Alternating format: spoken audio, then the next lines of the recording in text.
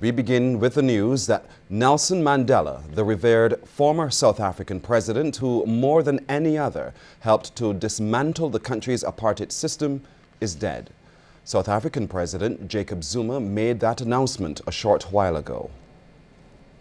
Our thoughts are with the South African people who today mourn the loss of the one person who, more than any other, came to embody their sense of a common nationhood. Our thoughts are with the millions of people across the world who embraced Madiba as their own and who saw his cause as their cause. This is the moment of our deepest sorrow. Our nation has lost its greatest son. Yet, what made Nelson Mandela great was precisely what made him human. We saw in him what we seek in ourselves. And in him we saw so much of ourselves. Fellow South Africans, Nelson Mandela brought us together, and it is together that we will bid him farewell.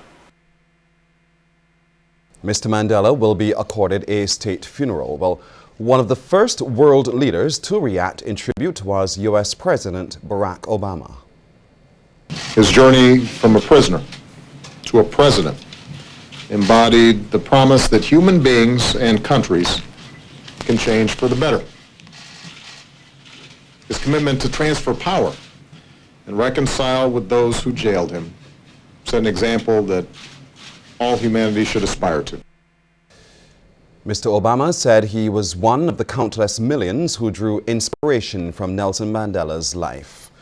Well, here at home, there is great sadness. One of the first to react on camera was President of the National Union of Public Workers. We'll get to that story in just a moment. But we are joined, I'm told, on the line now by Prime Minister, the Honourable Frendall Stewart. Prime Minister, good evening to you. Good evening. I received this very deep regret, the sad news of the passing of Nelson Mandela, former President of the Republic of South Africa and world-famous freedom fighter. For some time now, we all knew that failing health had made serious incursions on both his energies and his mobility, and that this light, which has long brightened the global firmament, would sooner or later flicker to extinction. The world is now a poorer and a darker place for his passing. We in Barbados share the grief and sense of loss which have suddenly enveloped not only his native South Africa, but the world of which he was so unique and so distinguished a citizen. Over the next few weeks, we will all have cause to reflect on a life courageously lived and selflessly given in the service of the freedom of all mankind, and we'll have occasion too to pay tribute to his memory. May he whose glory the heavens declare extend to Nelson Mandela that warm embrace reserved for those who have fought the good fight, finished their course, and kept the faith, and may light perpetual shine upon him. On behalf of the government and people of Barbados, I should like to extend heartfelt condolences to the government and people of South Africa, to his wife Grassa, former wife Winnie, and all others bereaved by his passing. May he rest in peace.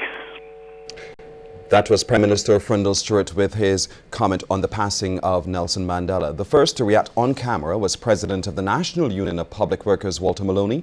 He says Mr. Mandela's greatest legacy will be a love for humanity and loyalty and commitment to country. He says Mr. Mandela demonstrated these qualities while urging respect for all and working together for the benefit of the common good. Mr. Maloney. Long process, but I think all... We do apologize. Mr. Maloney also said that Mr. Mandela was a towering world figure who was loved and respected by all, including Caribbean people who supported him during his 27 years of incarceration. But just who was Nelson Mandela, the man who led a relentless struggle against apartheid and who emerged as the first black president of South Africa?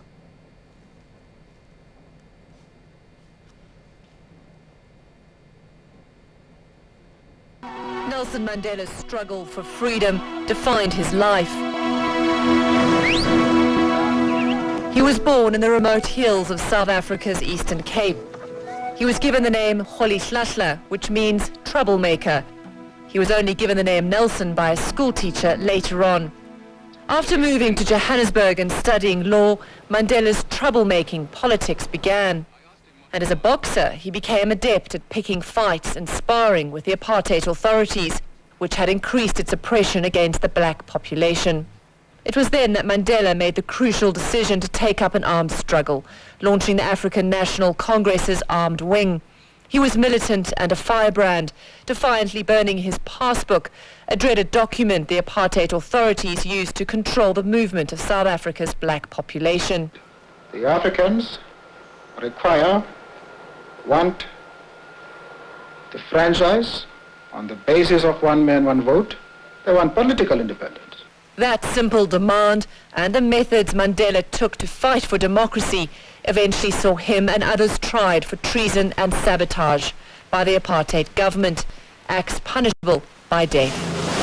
But they got life imprisonment instead, banished to Robben Island, one of the country's most brutal and isolated prisons. Another political prisoner, Mac Maharaj, remembers the first time he saw Mandela in the prison yard. I could see from the way he walked and from his conduct that here was a man already stamping his authority on prison regime. Mandela was released 27 years later. I have spoken about freedom in my lifetime.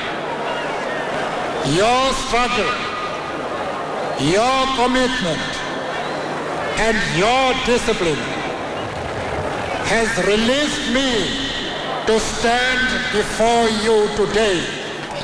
And his lack of bitterness towards the apartheid authorities helped him to lead one of the most remarkable political transitions of the 20th century. Mandela, the trained lawyer and lifelong rebel, outmaneuvered the apartheid leaders.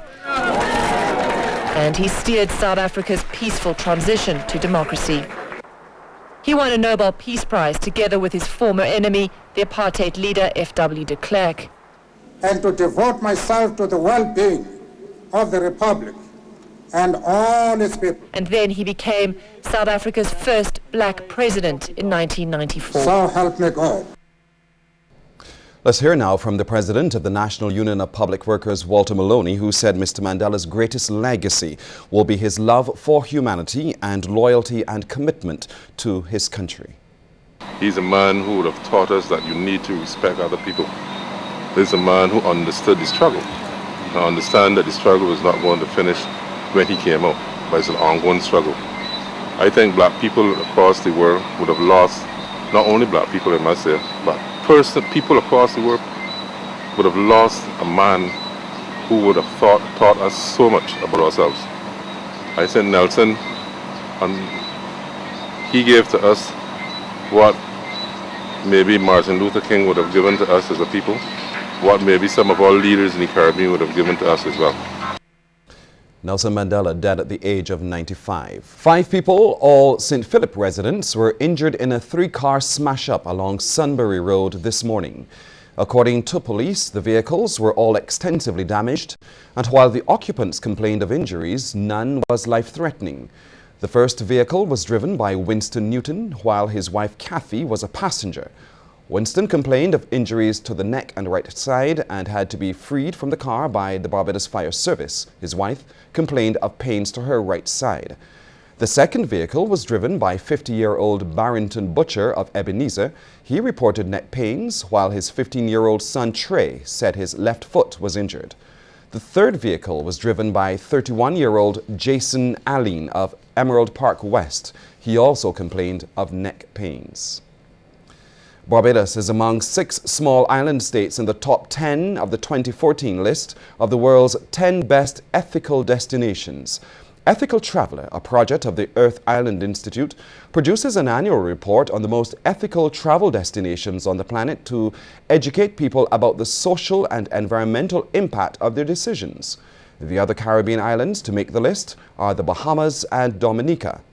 Executive Director of Ethical Traveler, Jeff Greenwald, said the team which worked on the 2014 survey looked at both the past and present states of some 150 developing nations from Afghanistan to Zimbabwe to see how they've changed over the time. They used information from 35 sources such as Freedom House, the Millennium Challenge Corporation, Environmental Performance Index, and the World Bank.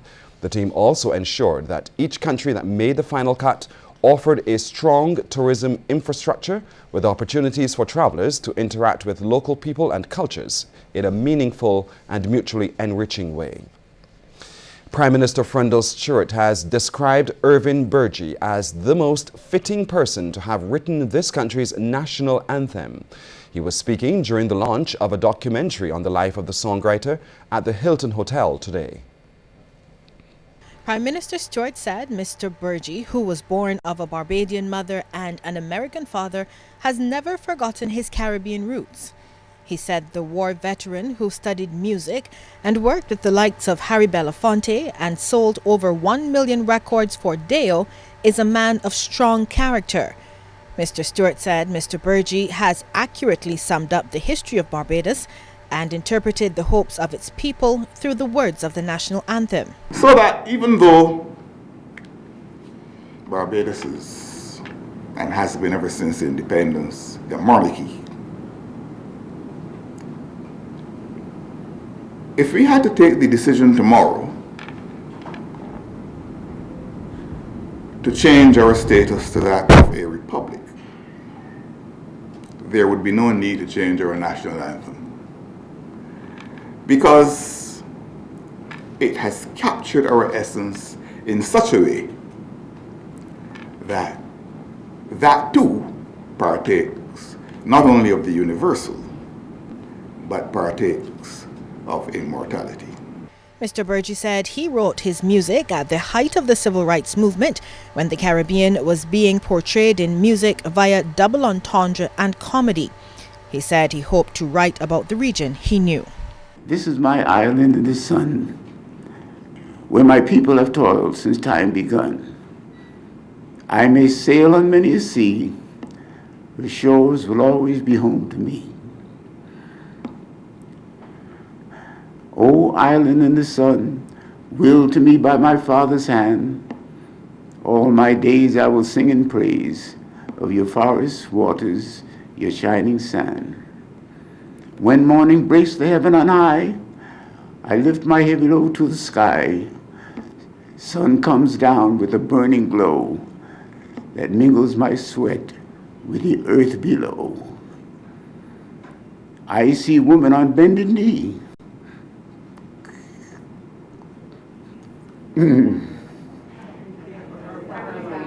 cutting cane for a family. I see man at the waterside, casting nets at the surging tide. Thank you very much, ladies and gentlemen. Lisa Broom, CBC News. Almost 2,200 marijuana plants were seized during the latest drug bust by police. It was around 10 this morning that the Marine Unit, conducting a land-based operation, discovered the illegal drugs in a bushy area at Gemswick, St. Philip. The plants were 4 feet tall and in a number of well-cultivated plots. No arrests have been made.